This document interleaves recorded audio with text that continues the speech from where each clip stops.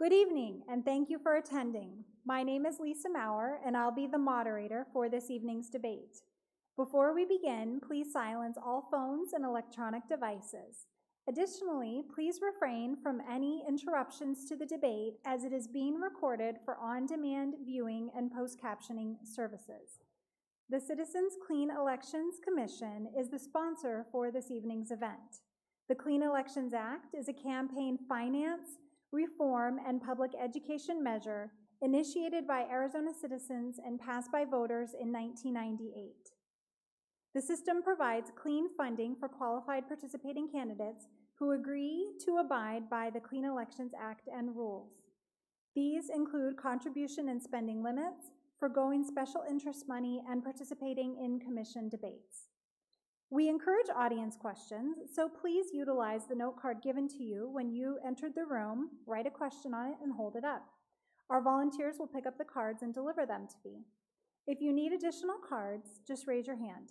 If you have a question for a specific candidate, please include the candidate's name on the note card. It will be considered during the second half of the debate. We screen and may edit questions for clarity to eliminate duplications, speeches, or personal attacks on candidates. The debate is scheduled for about an hour and a half, so we may not get to all audience questions, but we will do our best. Tonight's debate includes 1-minute opening statements. The first half of the debate begins with 2 minutes to each candidate to answer the same question. After all candidates have responded to the question, the first responding candidate will be given an additional 30 seconds. We will rotate which candidate responds first.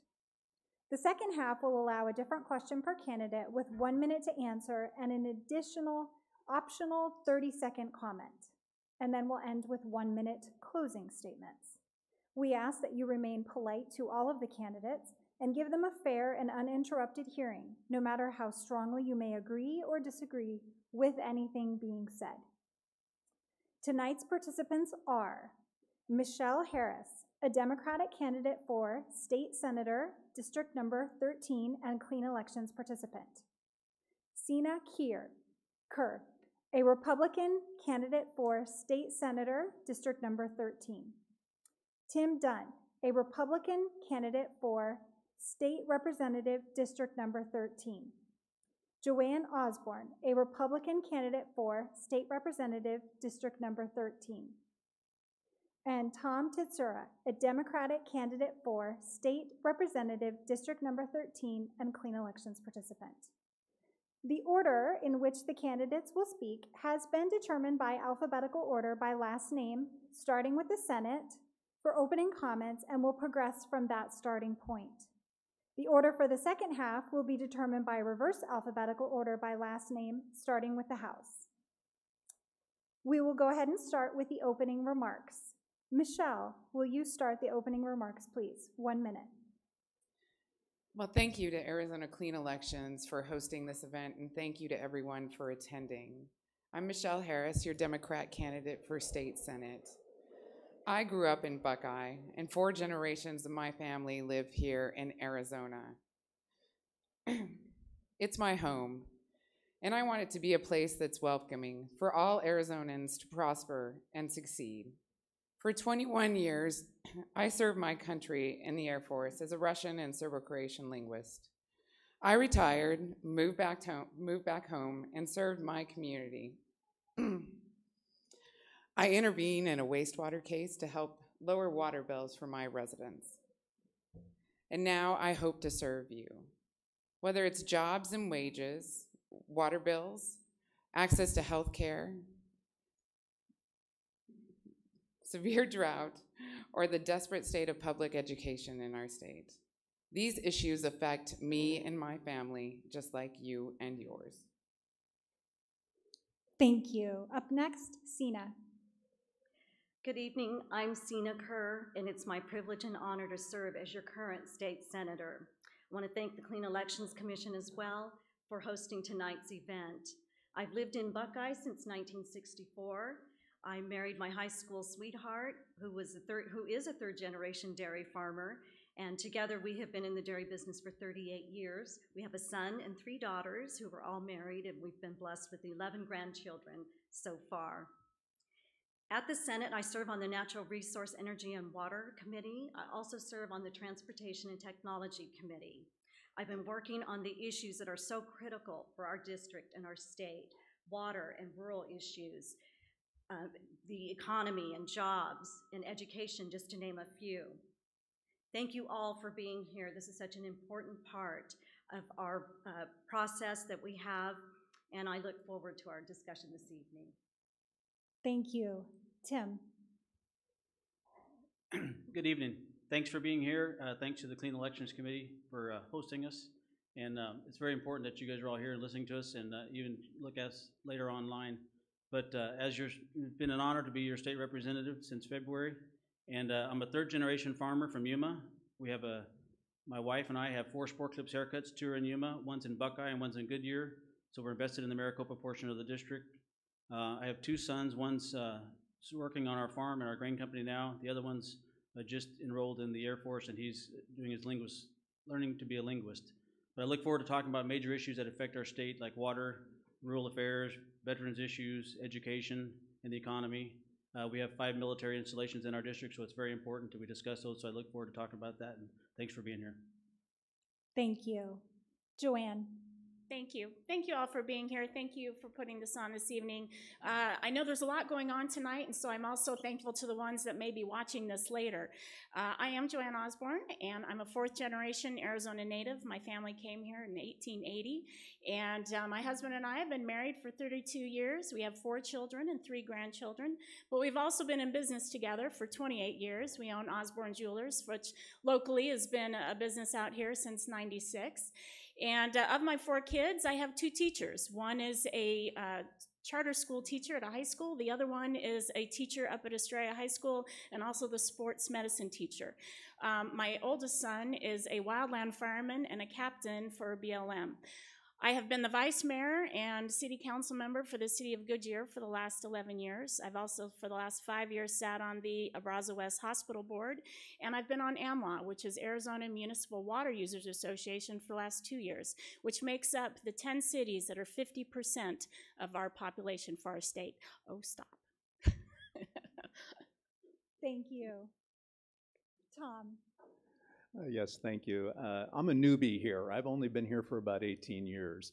I retired from the Navy. I'm a naval flight officer and commander when I retired, and I'm also a retired school teacher from Arizona. Worked schools for about 12 years. And married to Terry. I've been married to her for about 38 years. I've got 2 adult children, 3 grandchildren. And the issues that I'm going to be looking at the next cycle is public education funding, and then citizens above special interest, dark money, more interested in the people than I am in who's getting the benefits right now. And I look forward to serving Arizona again, serving the people for another 2 years. Thank you. Thank you. At this time, we will begin the portion of the debate where each candidate will have 2 minutes to answer the same question. And Sina, you'll start for us.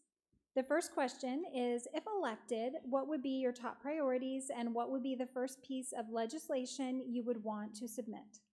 Thank you. For me, it would be making sure that our budget remains balanced, working on the economy, job issues, and then agriculture issues. Being a farmer, those are real important to me, our water, rural issues. Also supporting our military, our veterans issues, and I think the first piece of legislation will certainly be the drought contingency plan that is in the process of being completed at this point, and that will be the first piece of legislation that I give my full attention to. Thank you. Up next, Tim. We have a lot of issues affecting our state, and so our district is a rural district. Even though you might be sitting here in Litchfield Park, we have a lot of rural issues where it's the expansion of as our cities grow and the development, and some of the things that are involved in that is land use planning, and all of a sudden the HERF funds that have come back. We've been able to put that back in the budget so that we can actually have our HERF funds for our roads, for our rural is important. So that's something that's already in the budget. But one of the major important things that we're discussing right now is water. Being on the Rural Affairs and Ag and the Energy and committees, we've been going around the state all summer, even out of session, and we had a meeting here in Buckeye, we had one in Yuma, one in Casa Grande, Morenci, Cave Creek, Mojave County, learning all the diverse issues of Arizona water, because it's not all about just what's going on in the Central Arizona Project, it's about the diverse issues around the state. And so as we look at those throughout the rest of this interim session and going into the fall, we'll be working on those issues. The drought contingency plan obviously is a major issue that's being, with a 40-person working group going through right now. I mean, it's very, very detailed. There's a lot of things going on that's going to take between now until the end of the year to try to get a consensus of all the stakeholders so that we can bring it back to the legislature. But we have some good plans. There's some good things going on. There's some good discussions going on in the drought contingency plan. CAGRID submitted is going to be voting on a deal with the CAP for $90 million budget, or $90 million purchase of some groundwater. So that's going to take a big section of the DCP. It's going to help the DCP discussion. So just the drought contingency plan going forward and making sure that we have a fiscally conservative, balanced budget.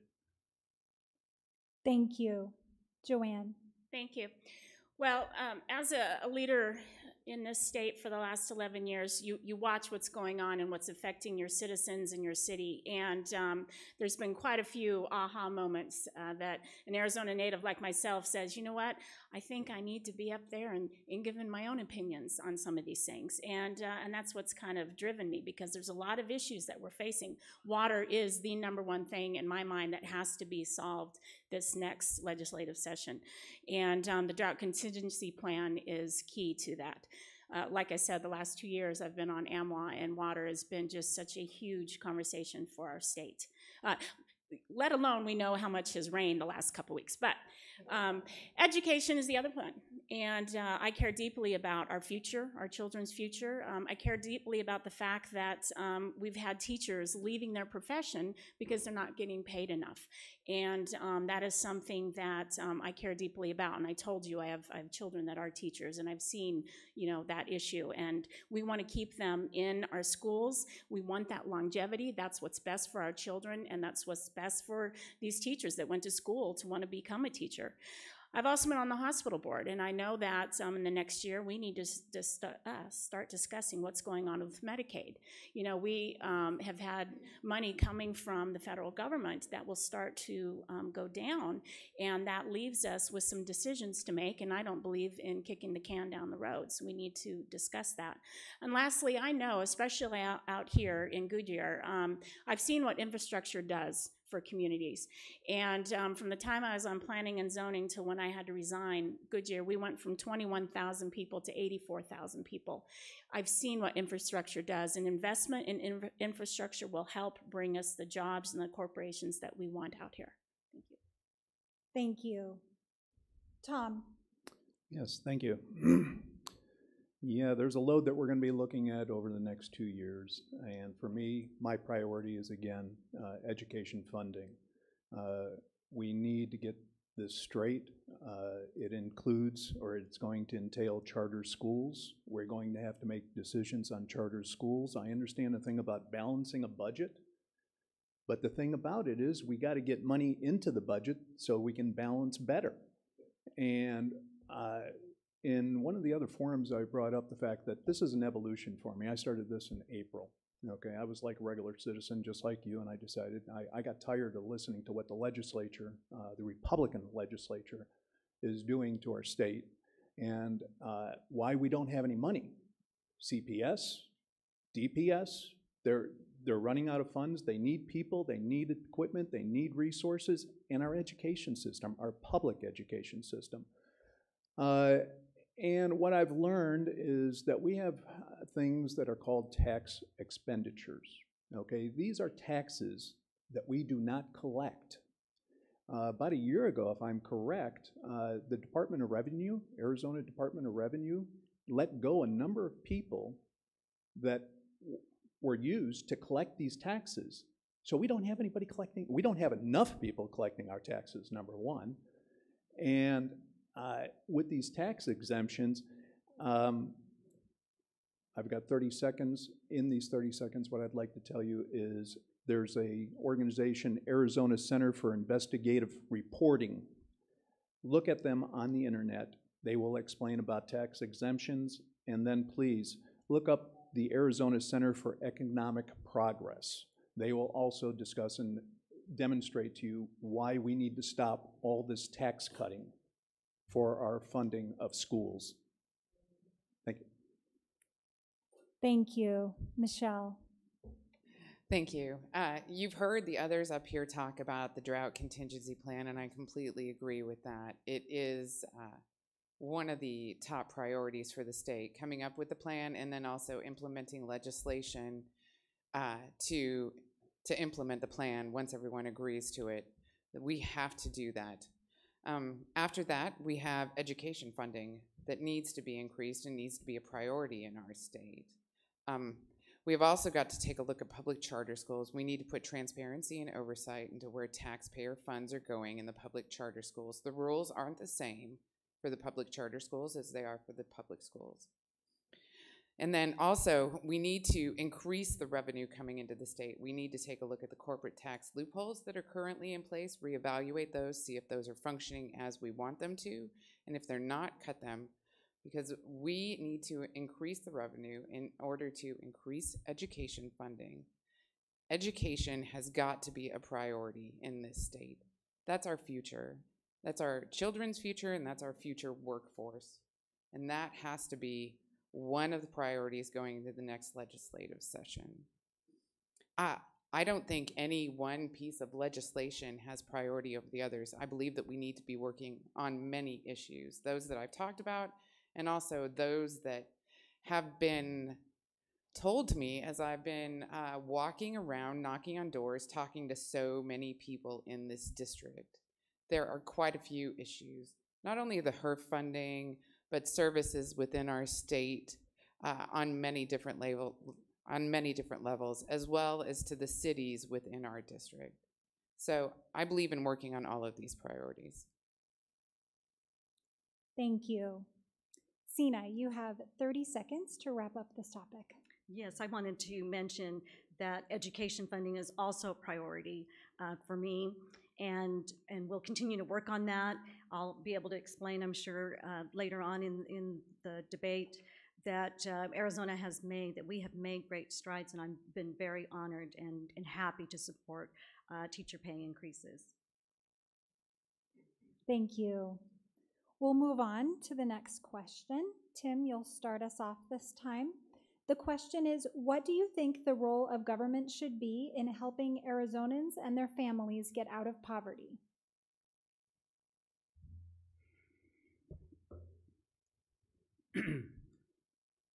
Well, the government's role is, there's several things that the government can do, and one of them is provide economies that work. One is to provide, the infrastructure, and in some cases we provide, some hand ups so we can actually have some, whether you have the social services and or the funding from our state to be able to do that. So the government should be able to provide a good education so that we can actually get the opportunity for students and kids to come in and be able to leave their workforces or the environment that they were in before. So we can provide that. And I think that some of the things the charter schools do is being able to have some choices so that some parents who want to be able to take their kids out of a certain environment, they can put them into another area. I think that's one way we can do that. The extension of the social programs that we've had has done that with the unemployment. But the biggest thing that we can do is provide a workforce environment with a strong economy that can allow people to get back to work. And because right now we're at a 3% workforce, and we need people, so we need to get more people on the job, or we need to get more people off the rolls and onto work.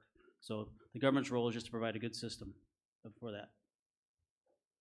Thank you. Next up, Joanne. Thank you.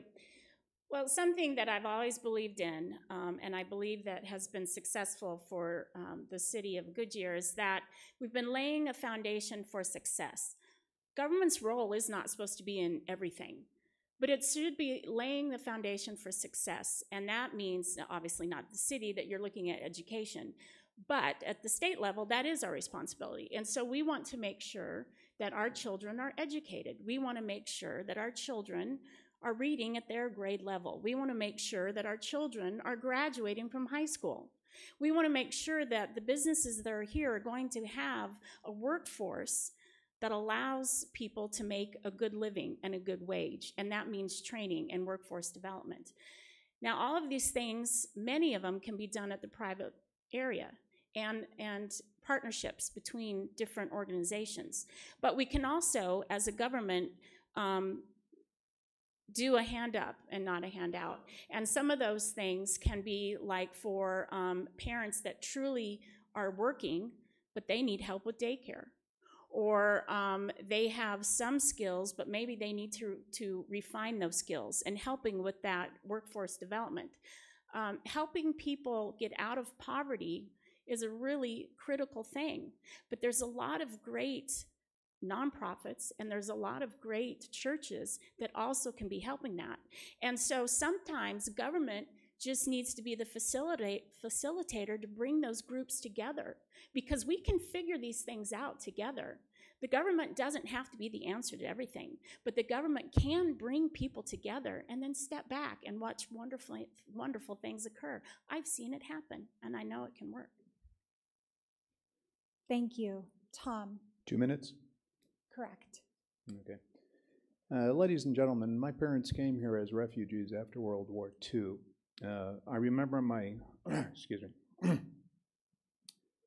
my first 4 years, I lived in a shoe shop. We had a commode room, we had a kitchen, we had the shop, and we had a living room. We did what we call hot racking.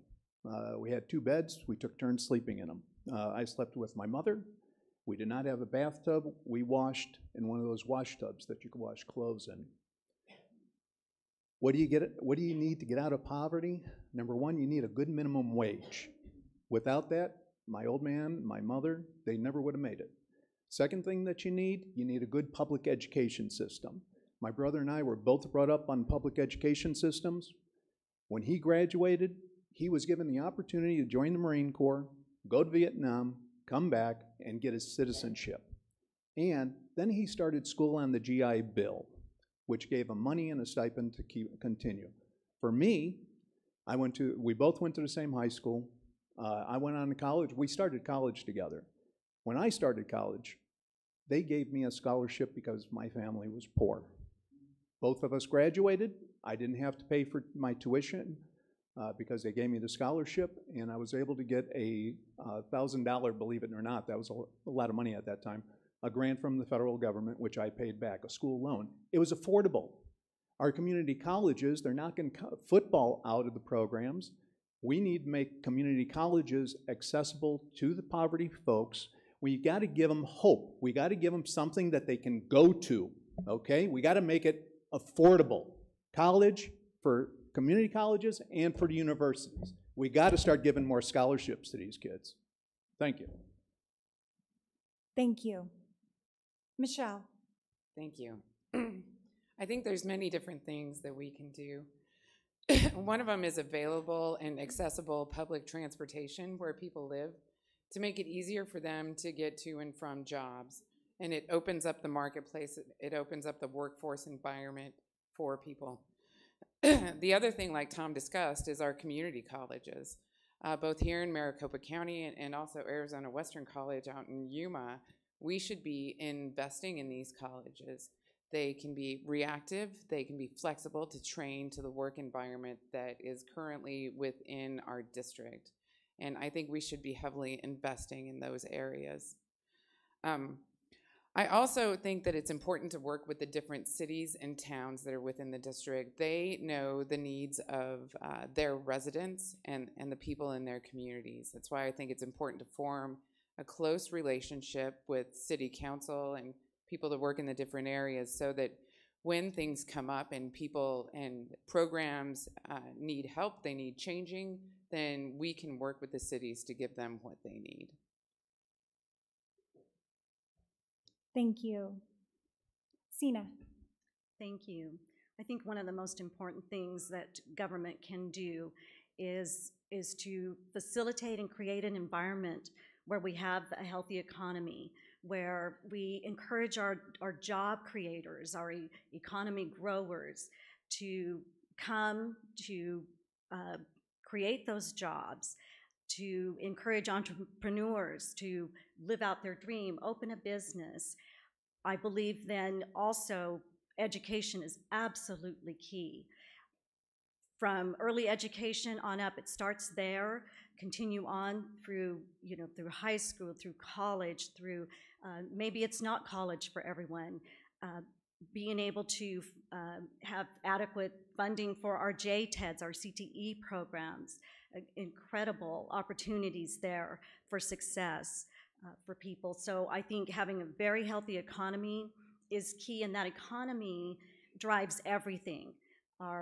We're able to invest more dollars into our education, and that's what we're seeing today in Arizona. We have record revenue growth, and we're getting ready to invest those even more dollars where it's needed most to help people and to lift them up and out of poverty.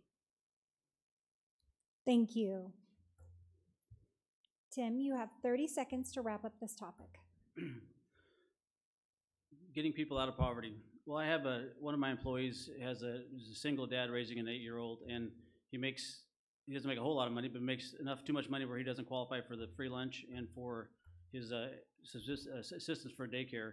And so I've talked to another constituent about the same issue. About we have people that are trying to work and trying to get into the workforce and do good things, but our system entices them to stay home and be in poverty because they're starting getting phased out. It doesn't qualify for that leg up as they continue to do that. So I think I've already started looking into that.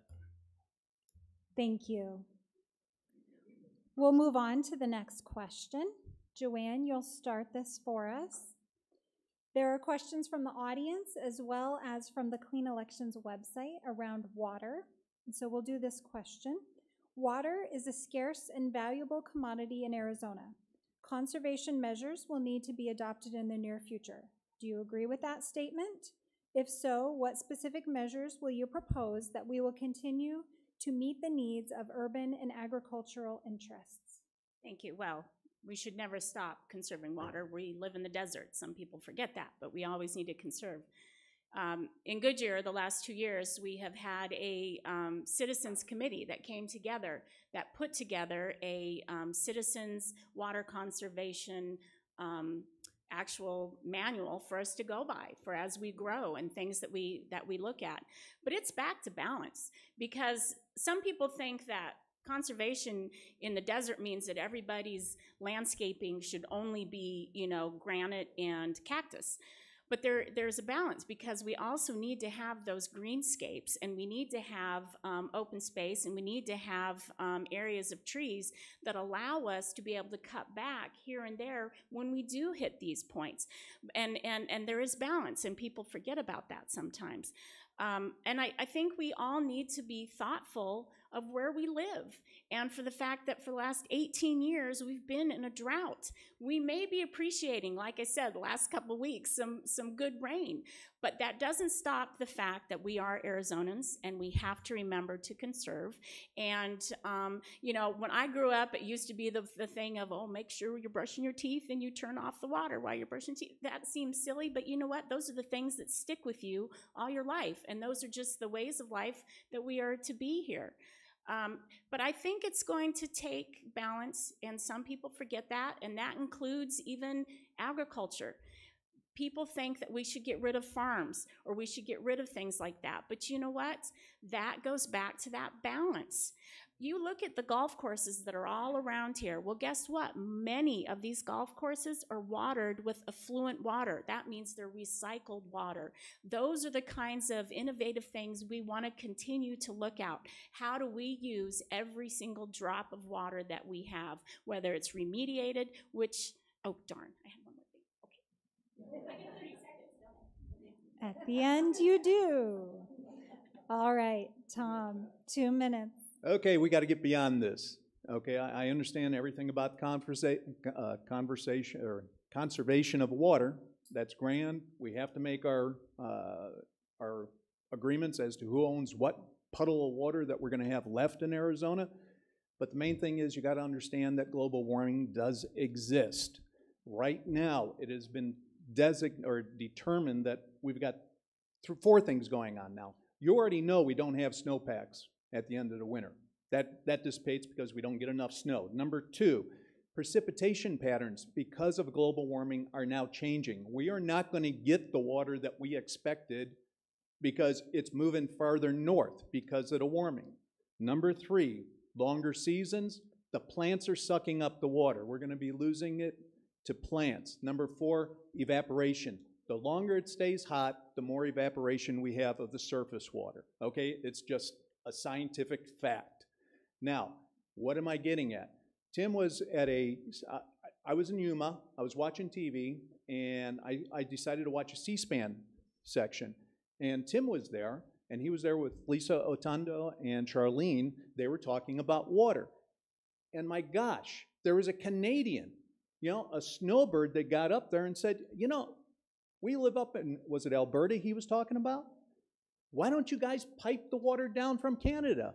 Heck, folks, we pipe dirty oil from South Dakota and North Dakota over to the Midwest. Why can't we pump water from Canada where it's clean? Why can't we go to the Gulf Coast? Why can we not go to California and put in desalination plants and get some fresh water pumped in here? We have the technology, and we do have the money. We can make it happen. Thank you. Thank you. Michelle? To answer the question, yes, and we need to conserve. We need to work on conservation. Part of intervening on behalf of my community at the Arizona Corporation Commission to lower our water bills, the other part was getting involved in my community for conservation.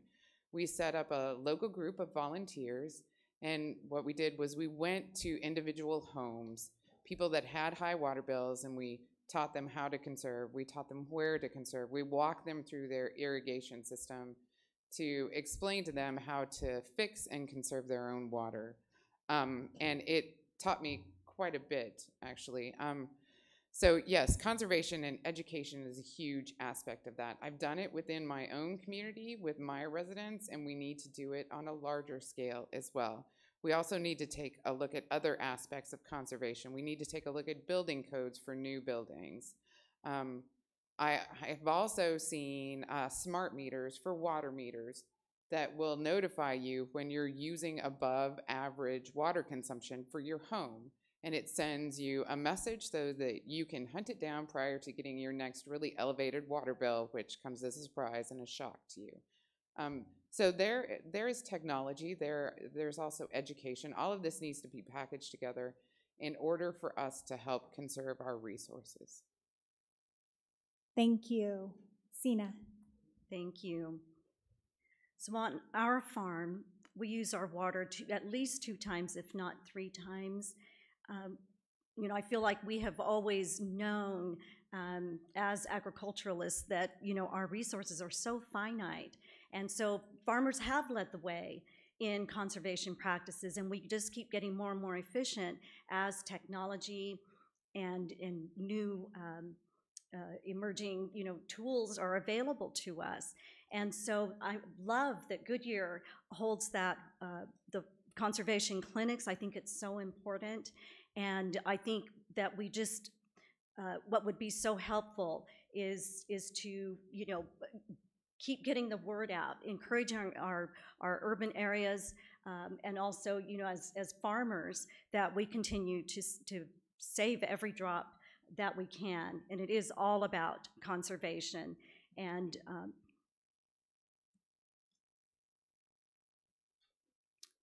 Arizona has long been the leader in water management, and so I feel like we have a great foundation to build upon, and we just keep getting more and more efficient, but it's a concerted effort.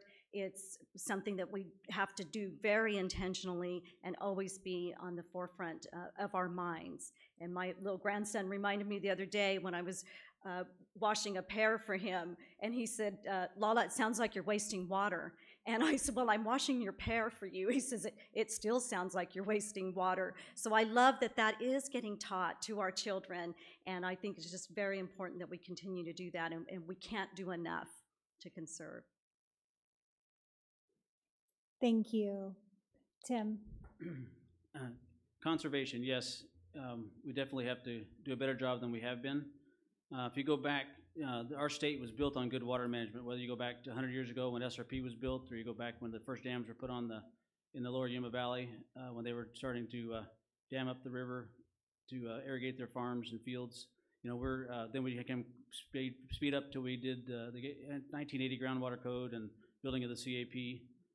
You know, we are doing a lot of good conservation in the past, but 12 years ago, in 2007, when we redid the DCP for Lake Mead with the compact, no one wanted to talk about conservation. No one talked about a drought. Drought was a bad word because we didn't want to dry up the money that coming from New York. So the good thing is, in the last 12 years, and because of Lake Mead, the level is going to go not below 1075. Right now, it looks like it's going to go below 1050, and we're trying to keep it from going below 1025. So, you know, we're finally talking about that as a real conversation. So we are having to work on conservation, even though we haven't done it.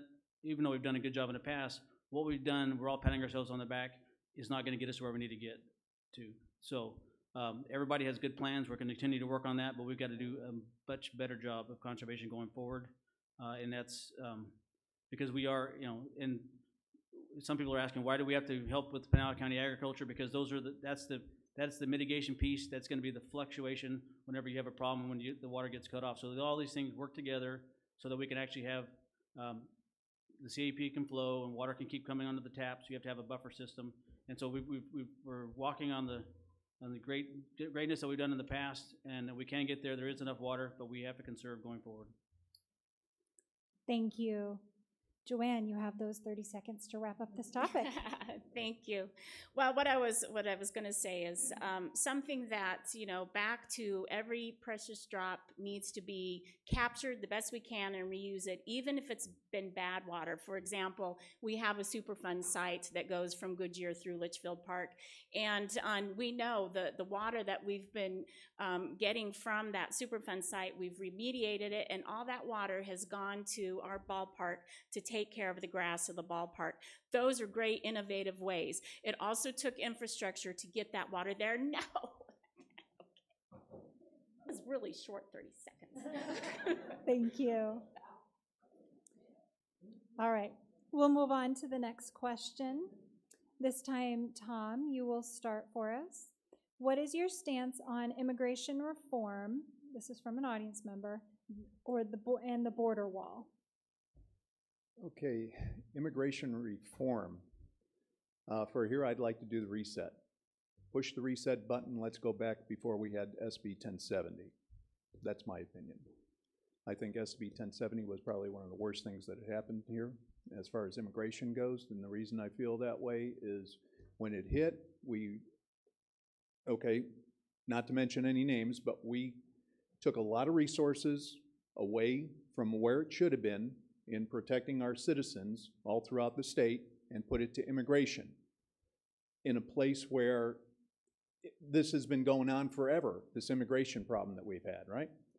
And one of the things I remember during that time was the fact that Arizona Republic reported that we had about 110,000 undocumented, documented, and citizens of Hispanic descent leave our state because of SB 1070.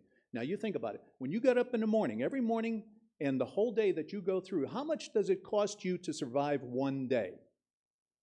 And then think about what it costs one of those people to survive one day.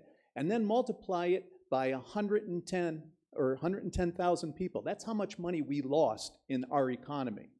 Okay, that's number one. Number two, where we need to go, I really want to reset on the DACA people. They are our kids. They've grown up here. They're under the American influence, our culture. We need to go ahead, put them back, get them back online, because eventually the U.S. Congress is going to figure this out, and hopefully they're going to do the right thing. And we need these people in place to support our economy, to support our society. Thank you. Thank you. Michelle. Thank you. Immigration at the federal level is a mess. Let's just be honest and clear about it. I have a friend of mine who lives in my community, and she called me earlier this year. She's been working on getting her U.S. citizenship. She's a British citizen, and her husband is an American citizen. And going through the process, hired attorneys, everything's looking great, and she got denied. She got denied. She couldn't become a U.S. citizen. It's very complicated, and I will be advocating with our federal representatives to uncomplicate it, to get it straightened out. As far as the border wall goes, I'm not in favor of building the wall. Having served in the military for 21 years, I've seen unmanned aerial vehicles utilized for security and perimeter defense, and I believe that's the way that we should go with the wall. However, I'm not a federal official and won't be voting on that. Now, from a state standpoint, I don't believe we should be using state resources and state taxpayer-funded services in order to defend the federal boundary, and that's currently some of what we're doing. There was a letter a few weeks ago from the Yuma County Sheriff who wrote about DPS being utilized for the State Border Strike Force on order by the governor, and that was leaving highways in Yuma County unmonitored during nighttime hours, and the Yuma County Sheriff's Office was having to pick up where DPS wasn't fulfilling their commitment and what they're being paid to do. So I do not want to use state taxpayer money or resources in order to patrol the federal border. Thank you.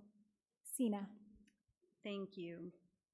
So our border security is most certainly a national security issue as well as a state security issue. I do believe in enforcing our border, having a safe and secure border, whether it's a wall, whether it's technology, whatever it needs to be to secure our border. Having a secure border is beneficial to both sides. It's safer for people, coming across, and it's safer for us. That doesn't make us anti-immigration. It makes us pro-security. My mother immigrated from Mexico in 1956, and she became a naturalized citizen in 1969. And I asked her, Mom, how long did it take, and how much did it cost? And she was trying to think back. She said, I think it just took a few months, and maybe $200 at the most, or she thought it was even less than that. So we do need desperately to work on our immigration reform as well, being in an industry where we rely on a legal, stable workforce. We need to work on that. And then I have a nephew-in-law who immigrated from Ireland, and it took him many years and thousands of dollars to come over. So I advocate for immigration reform, and it is a federal issue, and we just need to keep hammering away at it and working with and encouraging our congressional delegation to keep this at the forefront. It's so critical for our state and for industries that depend on a legal, stable workforce, not just agriculture, but construction, service industries, different sectors that depend on that. Thank you. Thank you. Tim. Thank you. Immigration reform. We definitely need to work on immigration reform at the federal level. It's been a national issue. It's been an issue for years. And just because we want to reform what's going on does not mean we're anti-immigrant. So we need to make sure that we're working on it. When I look at immigration reform, it's a three-legged stool. We need to have workplace enforcement. We need to have new visas so we can get the workforce that we need to come in, and then we have our E-Verify system. So you need to work on all three of these at the same time so we can actually secure the border have E-Verify for your workforce, and also make sure we get the other guest workers, because we are at full employment. We cannot get enough people to work on an agriculture system.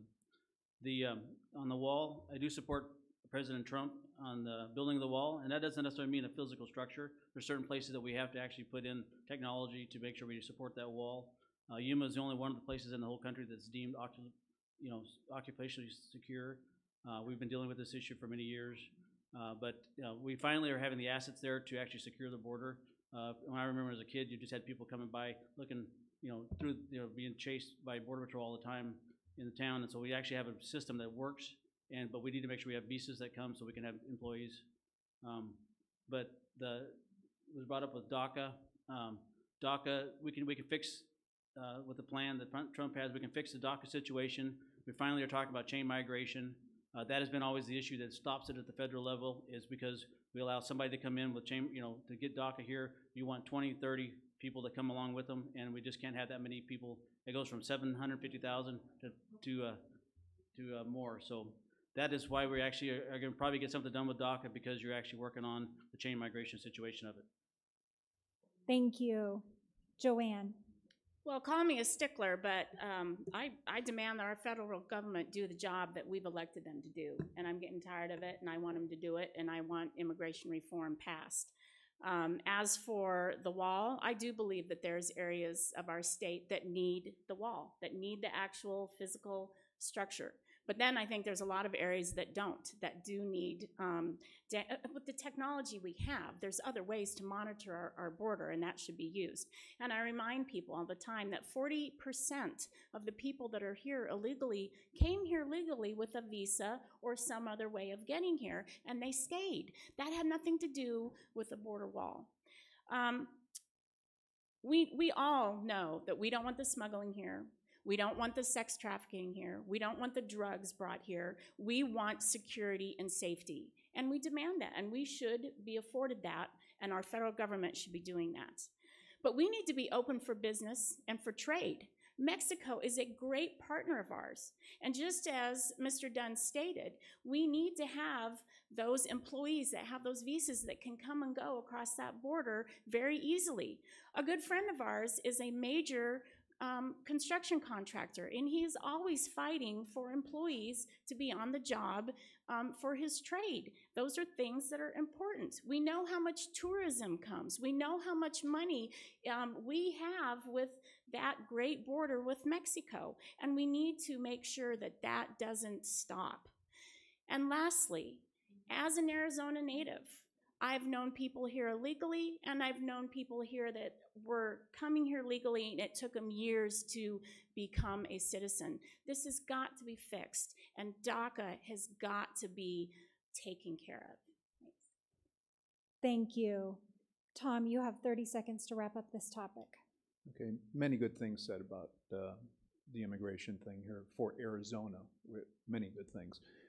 As far as the wall, when everybody talks about the wall, we talk about Trump's wall, $25 billion, which is going to be $80 billion. I mean, that's a concept that we have out there, and I'm totally against that. I'm for building the wall where we need to have a wall, but not a very structured wall. I want more agility, more tactics, more strategies by the Border Patrol in order to stop the trafficking of the drugs and stuff. I mean, let's remember, Patton's last comment was the fact that fortified structures are monuments to the stupidity of man. We are not stupid here, okay? Thank you. Thank you. At this time, we will transition to the second part of the debate, where each candidate will receive a separate question with 1 minute to respond. Additionally, the other candidates will have an optional 30 seconds to address the question.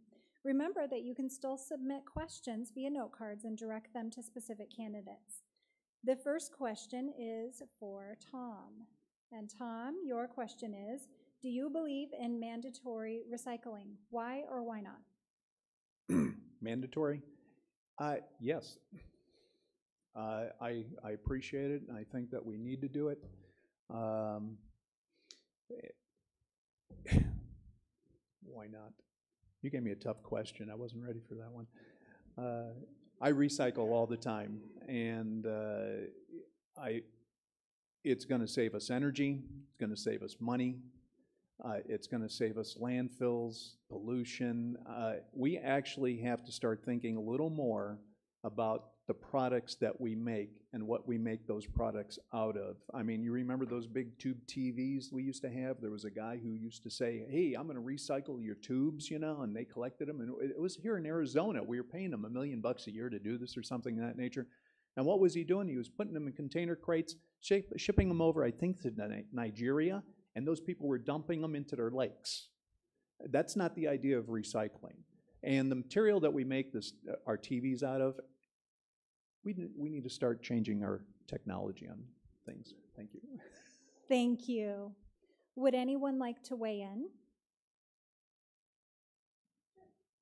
Joanne, you have 30 seconds. Well, I don't believe in mandatory recycling, but I certainly think that we can do a good job of saying, hey, everybody, here's your trash can. Hey, everybody, here's a recycling container over here. Make it so obvious that people go, oh, okay, we could guilt them to death over it, and they could go out and recycle. But I don't think mandatory, you should do that, but you can make it where it's like people feel good that they are recycling for things. And we go through our trash cans all the time. Thank you. All right, we will move on. Joanne, the next question is for you. An audience member would like to know, how do you plan to vote on Prop 305 and why? Prop 305 has to do with the vouchers, Expansion correct? of empowerment scholarship accounts. Yes. Well, I do believe in school choice, because I even had a child of my own that had hearing loss when he was a little guy, and it stopped his reading abilities for quite a while. And I know he would have done better in a different place. And my husband and I, with 4 kids, were always financially kind of stuck in not being able to send our kids to private schools. So I knew that there could have been something better. However, with Prop 305, I will say this, that our state, I feel, is not in the position to expand vouchers. But at the end of the day, it doesn't really matter what I decide. It's gonna matter what the people of Arizona decide. And as a legislator, I will uphold to what that decision is. And so our citizens are going to be telling us how they feel about it. And that's what I will do. Thank you. Would anyone like to weigh in? Michelle, you have 30 seconds. Thank you. I returned my ballot on Saturday, and I voted no on Prop 305. I do not believe in expanding the vouchers. I also collected signatures to get that proposition on the ballot. I feel very strongly about this, and I will not be voting in favor of any further voucher expansion. So just to be clear, no, that's how I voted. 30 seconds. Tom, you have 30 seconds. Yes, I am also opposed to 305 in raising our kids. We sent our kids to Lutheran schools for elementary school. When we went to, when I was stationed on Guam, they went to a Lutheran school there, and they also went to a Catholic school. And when we came back to Chicago on shore duty, sent them to the school I graduated from, public school. And I have never, this discussion's gone on since 1960s that I know of. I have never supported money going, public money going to charter schools. Thank you. Sina, you have 30 respond, seconds. yes. So I'm a very strong supporter of public schools. My children all went to public schools. I did, my husband. But I do support vouchers, and I do support voucher expansion. We have 1.1 million students in our state. The expansion is capped at 30,000 students. That's about 3%. 97% of students who may have a special need, a special situation, their families are looking for some kind of help or hope. 97% won't even have that option. Thank you. Might as well. All right, Tim, 30 seconds. Yeah, I'm a yes on expansion. For the 2 reasons. You can go either way on this, but I think the legislature, I think the legislature has capped it at 30,000 votes, 30,000, and I think that's a reasonable assumption that we can use that going forward, even though it's going to cap it forever, being, you know, as our state gets so higher in population, you're not going to get any higher than that. So I think it's a compromise. Thank you. We'll move on to the next question. This one is for you, Tim. One of your constituents has submitted the following question through the Clean Elections website, so I'm going to read that for you. Prop 306, the Clean Elections Act, was put on the ballot by the legislature and with support of your vote on the Clean Elections rulemaking bill. Can you explain why you think changes to the independence of the Clean Elections Commission are needed?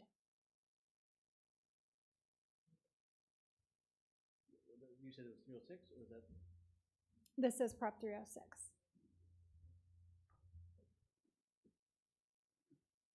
Say that again, because I didn't vote. We didn't vote on that. I didn't vote in the legislature on that. I don't think it was last session. Okay. So, well, anyway, the Prop 306 we was voted the year before, so I was not in session when we did that. But I think we need. I think it's going to be. It's a compromise. I think you need to have enough choice. So, like I said earlier. Okay. Thank you. Would anyone like to weigh in? Michelle, you have 30 seconds. Yeah, I voted no on Prop 306. I want to keep the Citizens Clean Election Commission independent from any agency control, particularly an agency, the regulatory board appointed by the governor. I don't care which party is in control of the governor's office. I want the Citizens Clean Election Commission to remain as independent as when the voters approved it in the 1990s. Thank you. Sina, you have 30 seconds. Yes, and I'm supportive of that. We voted to send it to the ballot, to refer it to the ballot, and there were loopholes that allowed clean election candidates to take their money and send that money to political organizations. I don't think that was the intent of the Clean Elections bill, and so it closes that loophole, and it also it requires that the commission go before the Governor's Regulatory Review Commission like all other commissions of its kind, so it puts it on the same playing field as everyone else. Thank you. Okay, we'll move on. Sina, this is another question one of your constituents that has submitted through the Clean Elections website. And it reads, Mrs. Kerr did not sign the Invest in Ed pledge. Mrs. Harris did sign the Invest in Ed pledge. What went into your thinking to sign or not sign the demands that teachers put on the table? Thank you for that question. So I did not sign the pledge, and I don't intend to because I feel like I did something much better. I voted yes on a bill and to expand teacher pay quite a bit and school funding. And so, and it also, the pledge would also undermine local control of our school boards. And so I believe in the local control, and I'm committed to that. And so that's where I stand on it.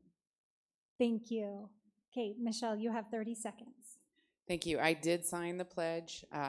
There were some funds allocated in the last legislative session once teachers put a lot of pressure on both the legislature and the governor's office, and there were not enough funds. We need to continue doing this.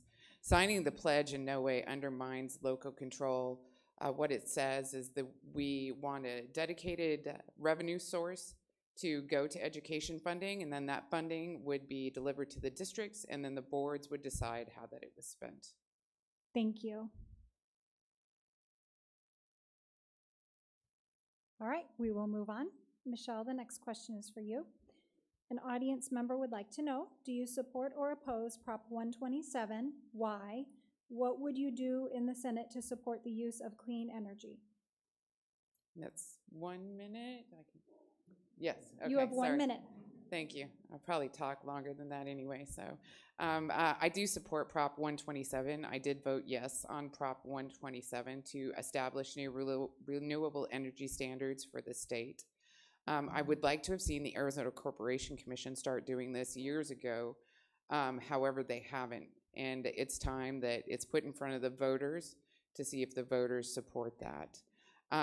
I would advocate at the state level, at the legislature, in order to support legislation to enact new renewable energy standards. But again, I want everyone to to think about who they're voting for as far as the Arizona Corporation Commission, because hopefully we get people at the Corporation Commission that are investigating and advocating for more renewable energy within our state. I believe it's important, and again, I voted yes on Prop 127. Thank you. Would anyone like to weigh in on this topic? Tim, you have 30 seconds. I voted no on 127, several reasons. First, you've got the natural generation stations being closed, and we've got more percentage of our energy is going to be coming from solar and natural gas combination plant units. Palo Verde Nuclear Station provides our base load energy that we need because we run our air conditioners and we run everything 24/7. We can't worry about having a peak amount when we need to have be able to rely on the nuclear. Thank you. Sina, you have 30 seconds. Thank you. So I am adamantly opposed to Proposition 127. It's never a good idea to legislate energy policy at the ballot box. It makes it permanent in our Constitution, makes it very difficult to make any amendments or changes. I support clean energy and renewables. Arizona has one of the most diverse. We're number 3 in the state or in the nation for solar energy already. It would be a job killer. It would close our nuclear plant. It does not recognize the Palo Verde Nuclear Station as renewable energy. I would ask the audience And to allow the candidate It would increase to have... rates on every sector across the state. Thank you. I want to remind the audience to allow the candidates to have a fair and uninterrupted hearing and keep your comments inside your head, please. Okay. Would anyone else? Tom, you have 30 seconds. Okay, 30 seconds. I supported 127 because it is the future. And yes, it does amend or impact our Constitution, makes it harder to change, but it can be changed with logical and partisan voting. If it in the future, if we don't need renewables or we have to change it, we should. But it is the future. Remember, global warming's not going away anytime soon, and we need to get rid of the coal furnaces and the plants. We need to change them and get them different types of jobs. Thank you. Thank you. Okay, Joanne, you have 30 seconds. Thank you. It's 30 seconds to say no, I do not support Prop 127. And as an Arizonan and in this district, we have a lot to be proud of because quite frankly, we have solar cities going on and we continue to make them more and more. Not only is Verrado, but Goodyear. I'm not sure about Yuma much areas, but you see the signs. So many of our residents, so many of our companies are putting up solar power to help generate in this state. I don't need a billionaire out of California to tell us what to do in Arizona. Thank you. Thank you. All right, we will move on to the next question. This one is for Tom. Tom, an audience member would like to know, do you support the continued funding of private prisons? No. In fact, we need to look at how many seconds or minutes? 1? You have 1 minute to okay. respond. No, I do not support the privatization of our criminal prisons. We need to start looking at the criminal justice system, not only here in Arizona, but throughout the U.S. We're still back in 18th century, 19th century mentality with how we treat criminals. If you start looking at what is happening in the world, I mean, the Europeans have been here for a long time. They have started changing their systems. I also do not believe in the death penalty. I'm for the abolishing the death penalty. We need to start looking differently from the social aspects, and we need to start changing how we approach this issue. I only have a minute. Boy, I've got a lot to say, but anyways, that's it. Thank you. Thank you. Would anyone like to weigh in? Joanne, you have 30 seconds. Thank you. Oh, 30 seconds. Well, quite frankly, I think prisons should be self-sufficient. I would like our prisoners to learn how to take care of themselves. I'd like them to learn trades within the prison so that when they do get out, they have some kind of skill. I'd like them to learn how to sew and cook and farm and take care of animals and do the things that they could be doing within that system. I would rather spend money, hard-earned taxpayer money, on schools and education than put them into prisons. Thank you. Tim, you have 30 seconds. I would just say it's an opportunity for us to not grow government, but actually just kind of privatize and streamline it. If we can do it better and cheaper, let's do that. And that's not necessarily in all instances, because we're having one of the things with the children's incarceration system. You know, that's the government's taking care of that, but it is an opportunity to streamline government. Thank you. Michelle, you have 30 seconds. Yeah, I don't believe in the privatization of the prison system. I believe that once incarcerated, it's our responsibility to take care of those inmates. And privatization then leads towards cutting corners, not fulfilling promises, and that's not what we should be doing. So no, I'm a no on that. Thank you. Sina, you have 30 seconds. Thank you, and I do support the privatization. I think that anytime the private sector has opportunity to take something like our prison system and help those inmates, I feel like that they are going to do a good job and meet efficiencies that otherwise our government wouldn't be able to do. Thank you. We'll move on to the next question, and it is for Joanne. An audience member would like to know, what is your stance on abortion? I'm a social conservative. I do not believe in abortion. Do you have additional thoughts you'd like to add in your minute? Certainly, if the woman's health, the mother's health is at risk, or that woman has been raped, I think another thought needs to be decided upon, and that is not my decision. Thank you. Would anyone like to weigh in? Michelle, you have 30 seconds. Yeah, I believe that choice is between a woman and her doctor. Thank you. Sina, you have 30 seconds. Yes, I'm 100% pro-life, and that's where I stand. Thank you. Tim, 30 seconds. 30 seconds. Pro-life, I don't think we should be funding abortions, but that's settled law. Hey, I guess Thank I'll you. Tom, 30 seconds. bring up the tail here. Yeah, folks, you got to give people a choice. As far as I'm concerned, it is up to the woman. It's her decision. It's a life-changing decision. It's up to her and her support team, her doctor and her family. But, you know, this continuing thing of trying to stop abortions, if you're going to stop abortions, well, give them another avenue. Give them contraceptives. Go ahead and give them the the RUD2 pill or whatever. We've outlawed that. We need to stop that. Thank you. We'll move on to the next question. Tim, this one is for you. An audience member would like to know, what do you consider a good minimum wage? Do you support a $12 to $15 per hour wage?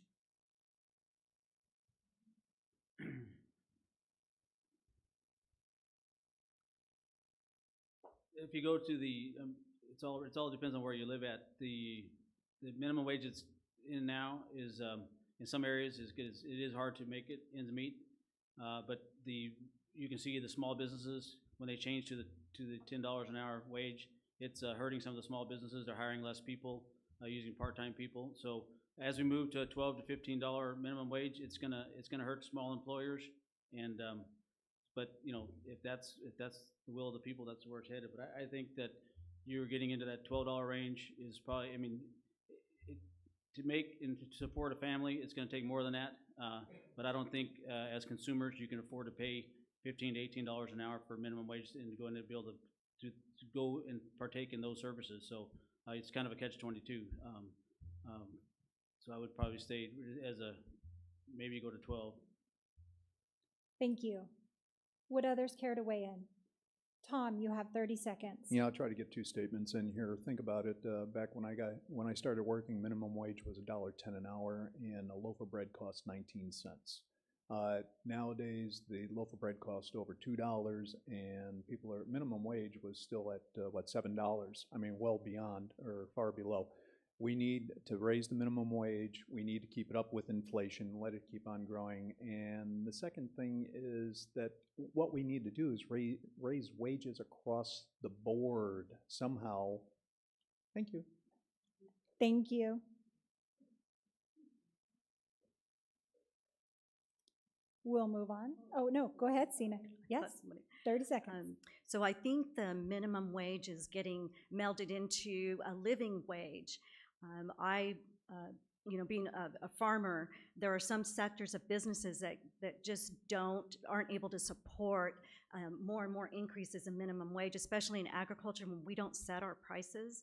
We have no way to recoup or to pass higher wages on. And so I think it's getting a little confused. It's a minimum wage, and it makes it difficult for us to hire young people that are first starting out in jobs, higher wages. Thank you. Okay, we'll move on then. Going once. All right, next question is for Sina. An audience member would like to know, what plans do you have for assisting vets? For assisting vets? Vets. Veterans? Okay. Great, I appreciate that question. So I'm very passionate about our veterans. My dad was a retired combat Army veteran, and we didn't know at the time, growing up, he would suffer for the rest of his life with PTSD. We have a total of 5 generations on my dad's side that have served in the military. I have another close family member currently suffering from PTSD, also a Desert Storm veteran. And so I was real pleased this session. I was able to help to sign on to co-sponsor legislation that helped our veterans keep more of their retirement. They went from $2,500 to $3,500 that they can exempt of their retirement pay, and also to continue advocating for access to their medical care, their medical records. Also, we passed legislation to help the Yuma Veterans Home as well. Thank you. Michelle, you have 30 seconds. Thank you. Well, as a retired veteran myself, I have a couple of ideas, as you can imagine. Okay, first of all, for active duty veterans, they have similar concerns as families currently living in the district. They want good schools for their kids. So public education is a huge factor. For retired veterans, we have got to start working to get healthcare and services into the more rural areas and to make sure no veterans are falling through the cracks. I was speaking to a candidate in LD5, and there are veterans in La Paz County, just north of us, that need some assistance. This is what we should be doing as legislators. Tom, you have 30 seconds. Boy, that was a quick 30 seconds. Yeah, also being retired, education in Illinois, what they did was if you left Illinois and went to the service, and when you came back within 6 months, they gave you 120 hours, credit hours of tuition free, okay? 120, that's enough to get your master's. I took advantage of it. At that time, I did not have the GI Bill. There are gaps in the federal programs where some veterans could take advantage of that here in Arizona. Thank you. Joanne, you have 30 seconds. You know, it's a real blessing that in our district we have 3 military bases, and that's really exciting. And the fact that, you know, our military not only are protecting us, but for this area, it's an economic driver, and for our state. And we need to continue to do what we can to help our retirees because they want to come back here and live here. And we need to make sure that that quality of life for them is going to be good. And education for current military families is very critical. Thank you. One of the things Tim. I think is important for is the health care, the health needs and some of the PTSD.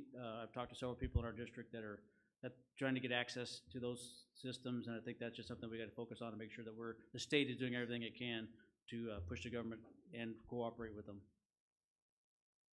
Thank you. All right. This will be the last question. This is for Michelle. How will you protect LGBT rights? An audience member would like to know. Oh, thank you. We need to pass non-discrimination laws here in Arizona for LGBTQ individuals in the state. About a week and a half ago, I was at the League of Arizona Cities and Towns. They advocate for all 91 of the Arizona cities and towns in our state. And one of their priorities for the next legislative session is to pass protections for LGBTQ people in the state. Why? Because it's hindering bringing business into the state. That is one of the items of feedback when businesses choose not to move into our state. They give to the cities and towns is because the protections that are in place and not in place are a patchwork of what the cities have passed. We need to pass it on a statewide basis to level the playing field and also to make sure that companies know Arizona is open to business for all. Thank you. Would others care to weigh in? Tom, you have 30 seconds. Yeah, folks, there are grandparents, there are mothers, our fathers, they are our cousins, they are our brothers, our sisters, our aunts, our uncles, our nieces. They are our family. They are Americans, okay? Anywhere they go in this country, they should be given the same rights as every other American without any prejudice. If they want to get a job, whatever, they need full rights. And if we don't have it here for them now, we should give it to them. Thank you. Thank you.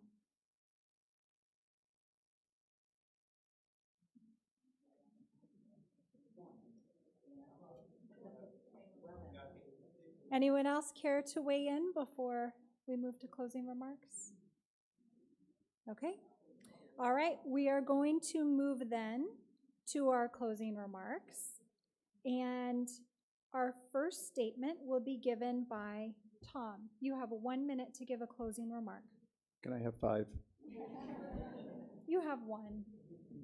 You know, a lot has been said up here. A lot of good stuff has been said by all of us, and I really appreciate being here. I appreciate you folks coming here, and I really wish that everybody would go back and, you know, start looking at some of these issues, start researching it. I mentioned 2 organizations. They'll open your eyes to this stuff, and I look forward to winning and serving in the House for 2 years, and after that, I'm going to probably go ski a lot. But that's about all I have to say. I just want to thank you and appreciate all the help from everybody that's in LD 13 that helped me get here where I'm at right now. So thank you. Thank you. Joanne.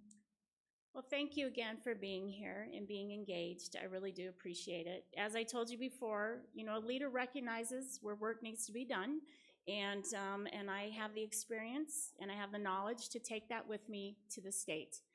But also, I want you to know that I'm also the granddaughter of a World War II fighter pilot that actually didn't leave Luke Air Force Base, but he left the Goodyear Airport because it was the naval base at that time.